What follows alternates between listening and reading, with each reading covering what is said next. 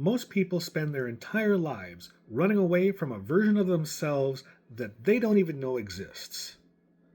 We look in the mirror and we see the persona. That's the mask that we have carefully crafted so we are liked.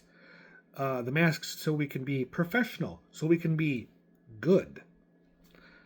But behind that mask, in the deep periphery of our own minds, there's something else. Carl Jung called it the shadow. And if you don't learn how to talk to it, it will eventually start talking to you, usually at the worst possible time. Today, we're going to be going deep. We're going to move past the icons for the moment and look at the man who mapped the human soul, Carl Jung. We're going to discuss what the shadow is, why it's the source of your greatest strengths, and how to start working on integration. Now, as always, before we deep dive into the darkness here, please do me a favor and like the video on your way in, subscribe to the channel, and help me, help you, help the algorithm know that you want me to keep going with these. All right, so let's dive into Carl Jung, his philosophy, his psychology, and the shadow he talks about so much. Carl Jung was more than just a psychiatrist. He was an explorer. And while his contemporary Sigmund Freud was focused on our biological drives, Jung was looking more at the collective unconscious, the shared basement of the human experience. Jung believed that our primary goal isn't to be perfect, it's to be whole. He called this process individualization. To Jung, a person who is perfectly good isn't actually a complete human being. They are a half-formed one. To become whole, you have to acknowledge the parts of yourself that you've spent decades trying to hide. So, Jung defined the shadow as the hidden side of the personality. It's the sum of all of the qualities we've suppressed because they didn't fit our image of ourselves of what our parents and our teachers expected of us. But here's the most important thing that you'll hear today. The shadow is not synonymous with evil. As Jung's brilliant colleague Marie-Louise von Franz pointed out, the shadow is often just an unlived life. It's the room in your house you've kept locked for 30 years. Yes, there might be some dust and some monsters in there, but there's also gold. Your creativity, your assertiveness, and your rawest passions are often locked in that room right alongside your anger. The poet Robert Bly gave us a perfect visual for this. He said we spend the first 20 years of our lives putting things into a long bag that we drag behind us. When we're kids, we all have this energy. But then a parent says, "Don't be so loud." And the loudness goes in the bag. A teacher says, "Don't be so sensitive." And the sensitivity goes right in the bag. By the time we're 40, that bag is a mile long and heavy as lead. Because we aren't looking at what's in the bag, we start to see it in everyone else.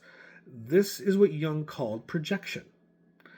If you find yourself irrationally angry at someone's arrogance or their laziness, take a breath. Usually, you aren't reacting to them. You're reacting to the version of that trait you've suppressed in yourself. You're seeing your own bag reflected in their face. Carl Jung famously said, "I would rather be whole than good." That sounds radical, doesn't it?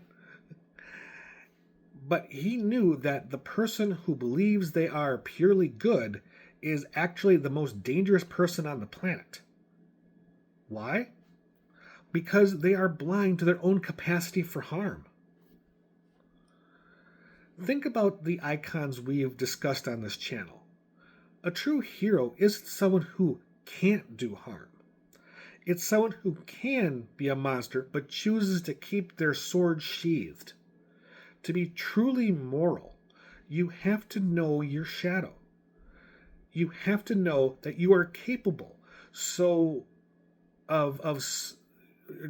you have to know what you are capable of so that you can consciously choose a better path. So, how do we do shadow work? It's not about defeating your dark side. You can't defeat a part of your own soul. It's about integration. So, you have to watch your triggers. Your irritations, plural, are a map. When someone sets you off, ask yourself, what part of me is this person representing? Then you have to reclaim your energy. Look at what you were shamed for as a child. Were you told that you were too much? Maybe that too muchness is actually the passion you need to start that project that you've been putting off. And then you need honest dialogue. Stop lying to yourself about your motives. Admit when you feel petty or jealous or angry. Once you name it, it loses the power to control you from the dark recesses. It's no longer subconscious. Shadow work is the hardest work that you're ever going to do. It's uncomfortable. It's humbling. And it requires a level of honesty that most people simply aren't ready to explore. They're not ready for it. But as Jung said, there's no coming to consciousness without pain. We don't do this to become saints. We do this to become real. So, I want to hear from you in the comments. What's in your bag?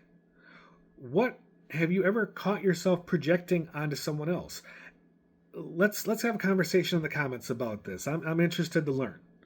I know I got a few skeletons, shadows, bad things in my bag that I've been dragging around for over 40 years. And it's uncomfortable.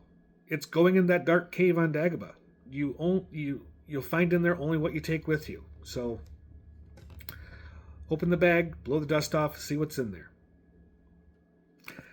Now, if this video gave you a new perspective on things, make sure to give it a like, subscribe to the channel, and of course hit that notification bell so you don't miss out on any more of my deep dives. And of course, if you want to support the channel just a little bit more, the link is in the description for buymeacoffee.com / perspectives of Jerry. That support allows me to keep the camera rolling, keeps the lights on, keeps me caffeinated, and tells me that you like what I'm doing. Until next time, folks, look into that dark side of yourself, check the bag, and stay balanced. We'll see you in the next one.